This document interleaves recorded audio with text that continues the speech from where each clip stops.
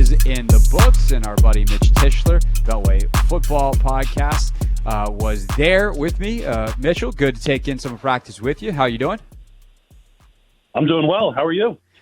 Doing well. So, sir, we always talk line when we got you, an area of expertise for you. And certainly, I think the biggest question going into these practices, I know it's hard to watch everything. That was kind of maybe if we had 4 days worth, we would have figured out how to watch more of it. But it was a constant adventure. Anyway, the question is, what did you take out of these practices in terms of the Commanders' offensive line and how confident you are with them going into the season?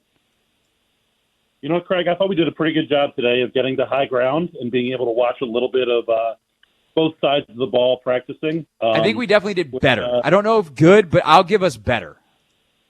I think we found the best possible spot to watch practice. How about that?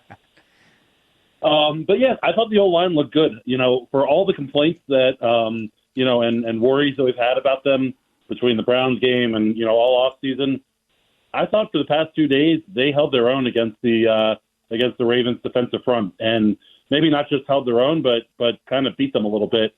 And I think you saw some of that Ravens D-line frustration boil over in some of those one-on-one drills, because some of the scraps and fracases that broke out were mostly started by Ravens players who were kind of getting their butts kicked. And we're not used to saying that about the Commanders O-line, but they look pretty good. In one-on-one drills, they were pretty solid, and then overall as a group, the ones did a great job of protecting Sam in 11-on-11 drills, and I was happy with what I saw from them, and I'm hoping that it carries over to Monday night against the Ravens, but more so Sunday against the Cardinals, September 10th.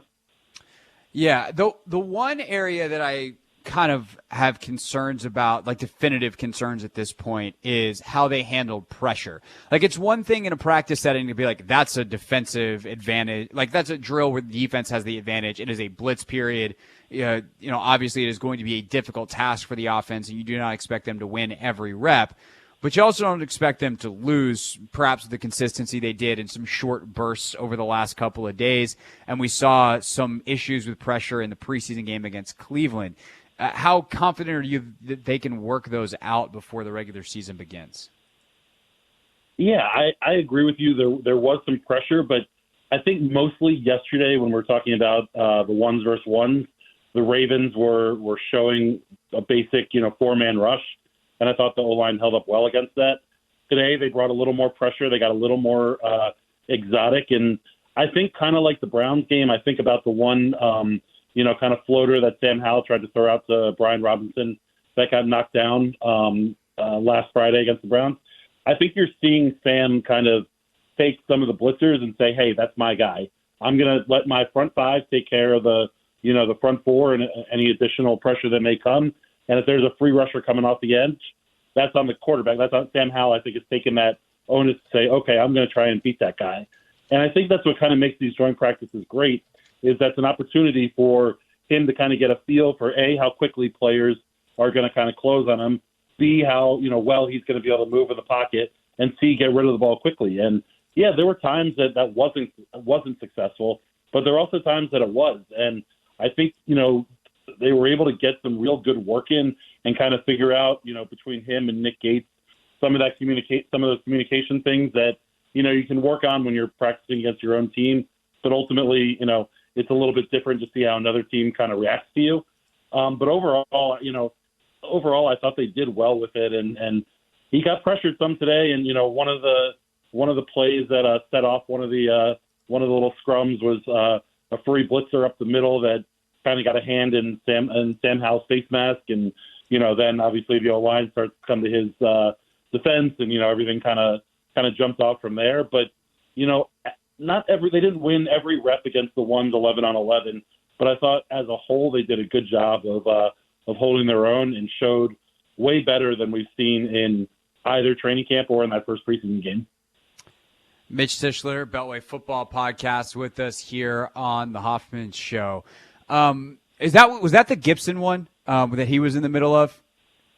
That was the Gibson one. Yeah. So Sam, it seemed like a blitz came up the middle. Sam got touched in the face or face mask or helmet, then all of a sudden Antonio Gibson just gets kind of cold cuts, and things go from there. I said kind of the one thing that I love taking away from this is that you learn kind of who you want in your foxhole, and a couple of those guys up front, Nick Gates and Sam Cosmi, are two guys that were not afraid to get in the middle and make sure that the Ravens defenders knew kind of where they stood, and even the coaching staff started getting into it, kind of barking a little bit about like, bring your blitzes all you want, but don't touch our quarterback. Just like the Ravens would have gone nuts had Lamar Jackson, taken a hand to the face, himself. So it was, there were a couple plays that weren't football kosher plays, but that happens when you get two teams that are pretty fired up. Yeah, no doubt about it. I was wondering what happened with the Gibson scrum, because I remember looking up and seeing what felt like Antonio being thrown across the field, and I was like, that's less than ideal. And I know Ravens players might have been pretty ticked at him for some of the physicality he brought yesterday, which I would find ironic considering the physicality that they were bringing, which often crossed the line. Mitch Tischler, again, Beltway Football Podcast, with us here on the Hoffman Show. Anything that you feel like you learned about this team over this 2 days, where you walk out of camp today thinking about something very differently than you did walking into Owings Mills 2 days ago? I mean, one of the big things that we haven't gotten to see a lot in training camp, and mostly because of injury, has been Sadiq Charles at left guard. To me, I think that's, kind of the most consequential starting job that's kind of up for grabs. And I thought over the 2 days in Baltimore, he showed kind of where he is better than Chris Paul, and that's with his athleticism, his ability to get downfield to the second level. He held up extremely well in pass blocking. Of course, it's Sadiq Charles, and the biggest issue is going to be injury again today. He felt something in his calf a second time, and so they held him out kind of the back end of practice, which is less than ideal. But I think, for all the talk about how Chris Paul has kind of come along and, made some good strides, and he did look good at times against the Browns, I think you see the real difference between a guy like Sadiq and Chris Paul, and I think it is a pretty noticeable difference. And Sadiq will, as long as he can stay healthy, can give you a whole lot more than Chris can in on the second level in the screen game and the quick passes and blocking downfield. Do you trust him, though, Sadiq? Like, even putting the injuries aside, he clearly has a higher upside, but do you trust him to be consistent enough on the basics to surpass Chris Paul as the better option for this team? I mean, I'll start with, I don't think Sadiq has to pass Chris Paul. I think it's Sadiq's job if he's healthy. Sure, coaching fair. staff likes him a little bit better. My counter to that is, what gives you faith that you trust Chris Paul? I think the issue is that the guard situation hasn't been handled particularly well, either through the draft or free agency in the past, 2 seasons plus. So you end up with a kind of best case scenario. And as I talk about Sadiq, kind of playing well and showing well, he's the best of the options that they have. Doesn't mean he's a, top tier Pro Bowl, all pro type option, but with the guys that they have in camp, he's the guy that I believe gives you the best chance to win. Mitch Tischler, of course, Beltway Football Podcast, with us here on the Hoffman Show. So have you and JP done any roster projections yet, or do you kind of have one living in your head? We kind of started discussing it today, because one of the standouts in camp and now in the joint practices was Andre Jones, Yes. the 7th round, Louisiana Lafayette. He got some work with the ones today, with Chase Young being out, with the stinger, and to have the 7th rounder, get first team reps is pretty impressive. And then, there was one play that stood out to me in red zone when Lamar Jackson kind of got to the outside, and Andre Jones was able to kind of keep him contained, which is obviously an issue that this defensive line and this defense has had with mobile quarterbacks over the years. And I think kind of the combination of his ability to, be a straight line kind of specialty pass rusher, but also have the athleticism to contain a guy like Lamar is super impressive. And if he's at a point that he's kind of getting number one reps and getting real reps with the team, he's probably going to be on the roster. And so we started kind of going down the road of, what kind of implications would this have as we go down. But it's like most years, I feel like you probably know about 48 to 50 players, 45 to 50 players or so on the team. And there's a couple of back end battles that you got to pay attention to. Yeah. So I'm glad you mentioned Jones. I want to circle back to him and some other D-line stuff that I saw today that I think is interesting in a second. But staying with the O-line, when you start to do make the list and, a guy like Tyler Larson, who's really solid as a backup center, but what do you got from him at guard? And also Ricky Stromberg, they spent a third-round pick on. Braden Daniels, where does he fit? Obviously, guys like Mason Brooks, who have had really, really good camps. Who is there someone who I think would surprise fans that's going to get cut off this O-line, whether they wind up on the practice squad or not?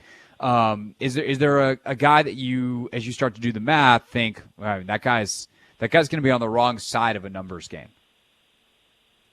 Yeah, to me, I think, Mason Brooks is a name that folks got a little bit excited about. He had a couple really good days in practice. I think since then he's, kind of tapered off a little bit, and he's a guy that I think they're going to try and probably would end up on the wrong side of things and hope that they can get him through to the practice squad. Even along the O-line, which there are questions to, you kind of have a pretty set, 9, 10 guys, because you have your 5 starters. You have your 2 draft picks, Braden Daniels and Ricky Stromberg. That's 7. Chris Paul is your backup guard. That's 8. Cornelius Lucas is your backup tackle. That's 9. And then the question is Tyler Larson number 10? Are you keeping 10? Is Aaron Montero, a guy who has a little bit of tackle guard, position flex? Is he number 10? Ultimately, I think Tyler Larson is probably number 10 there. And, I think you're looking at kind of your set O-line right there. So there is some consternation about the ability to get their draft picks on the field, but ultimately I think that they're going to have just enough depth that they're going to be able to keep both of those guys, Braden Daniels and Ricky Stromberg, despite the fact that they're probably neither of them are really ready to play just yet. Yeah, it does get real funky real quick, but I think you're probably right. I think that's what we have when we did our roster projection earlier in the week. So defensive line wise, it also starts to get real funky. And one of the ways that it looks like they are trying to resolve some of the backup that they have at that position, again, good problem to have, is I have seen a lot of James Smith-Williams rushing inside as a 3 technique. F.A. Obata did some of that last year. He has also been inside. What have you made of some of the D-line? And obviously we saw Chase actually in some one-on-ones. I don't know that we've seen it in team yet, but we saw some one-on-ones with Chase rushing inside back in Ashburn. What do you make of how Jack Del Rio and the defensive line crew were trying to, use kind of this surplus of edge rushers and what it means for, what they can do on the field and also for who makes the roster? Yeah, I mean, as much as Ron Rivera loves that word position flex, I think, when you talk about some of these edge rushers, F.A. Obata and James Smith-Williams are 2 guys that have the size to rush on the inside, but also the speed to play on the outside. And I think that they have a little bit of a glut of kind of edge rushers, especially, when you look at them drafting KJ Henry in the 5th round and Andre Jones in the 7th. I mean, you're going to keep 6 and maybe 7 quote-unquote edge rushers. But if you count F.A. Obata and JSW, James Smith-Williams, both as kind of half outside, half inside, you can see where they can kind of make the numbers work because on the inside, Deron Payne, John Allen, Fedarian Mathis are probably the 3 that are, locks for this roster.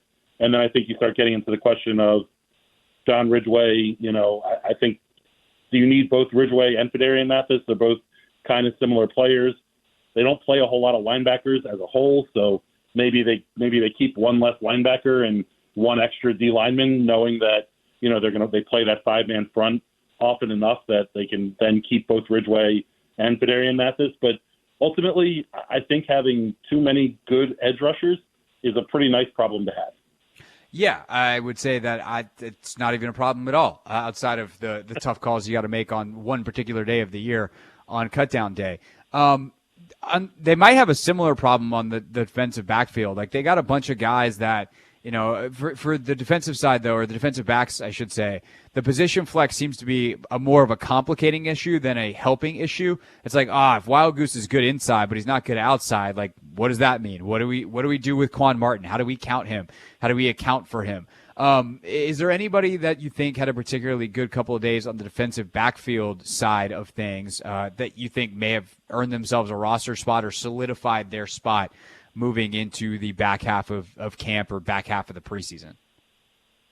I mean, this is a guy, Emmanuel Forbes was on the roster, period, so this is kind of separate. Sure. But I thought he looked extremely good over the 2 days. I loved what I saw from him, and I loved what Jack Del Rio and they did, and the coaching staff did with him, leaving him out on an island with Odell Beckham and all the different Ravens receivers. Kind of let him trial by fire, and I loved what I saw from him, and I love how much trash he was talking in the faces of the receivers.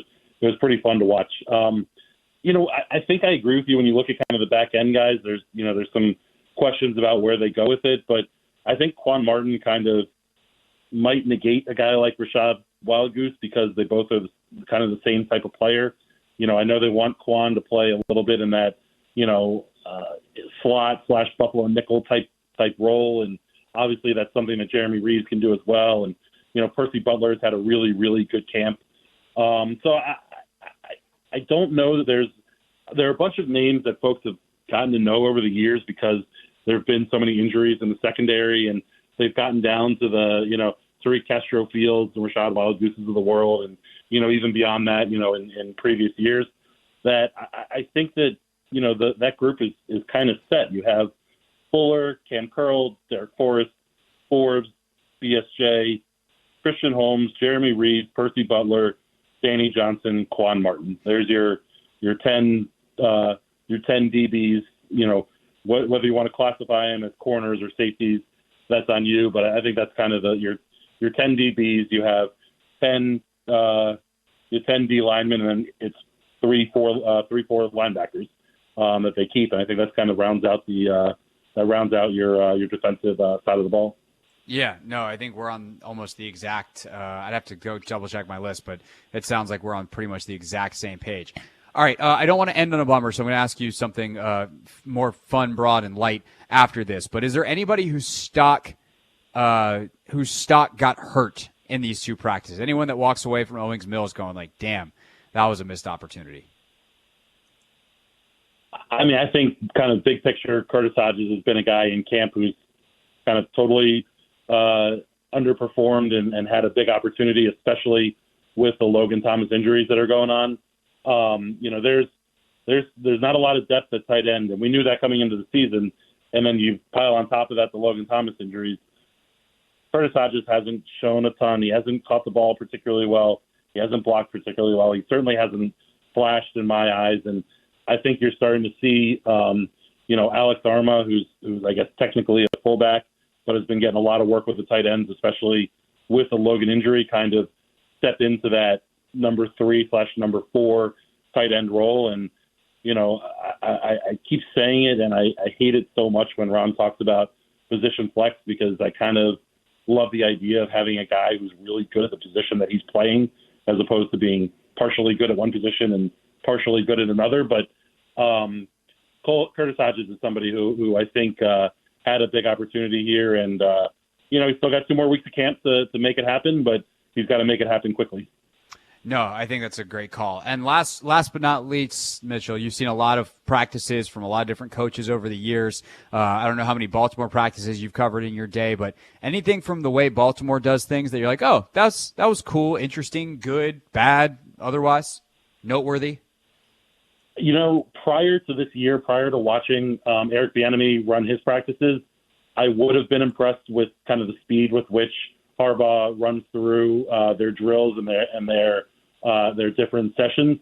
But now that Eric Bieniemy's here, that's something that he's brought to the Commanders team, and that's not something that this group has had. And I don't just mean that under Ron Rivera, going back even to Jay Gruden and Mike Shanahan, that kind of speed and efficiency of practice has never been something that I've been particularly impressed with. And as an overall kind of feeling, I've watched the Redskins football team commanders do these joint practices, a couple different times over the years with the Texans and the Patriots, and now obviously the Ravens. And they've always been kind of the outclassed team. They've always been kind of the younger brother of these other franchises, and it's not the case anymore. And maybe it's the joy in new ownership and the freedom with which everyone's working. It might be Eric Bieniemy coming in and kind of being a little bit of a tough guy and kind of going back to old school football.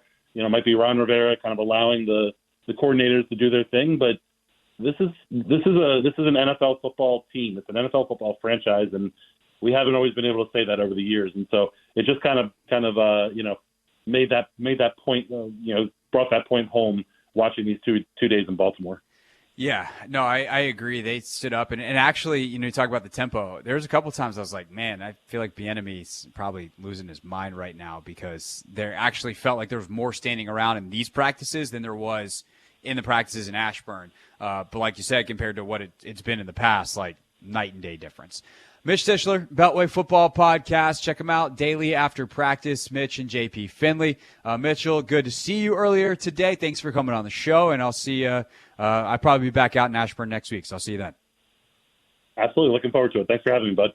Absolutely. Thank you. Mitchell Tischler, everybody. A gentleman and a scholar. All right, when we get back here on the Hoffman Show, we'll be joined by someone who, based off his Twitter feed, has a little bit of a different recollection of practice. He covers the Ravens for our sister station, 105.7 The Fan. What did he see out there today and yesterday in Owings Mills? We'll talk to a Ravens insider next for Not My Beat on the Team 980.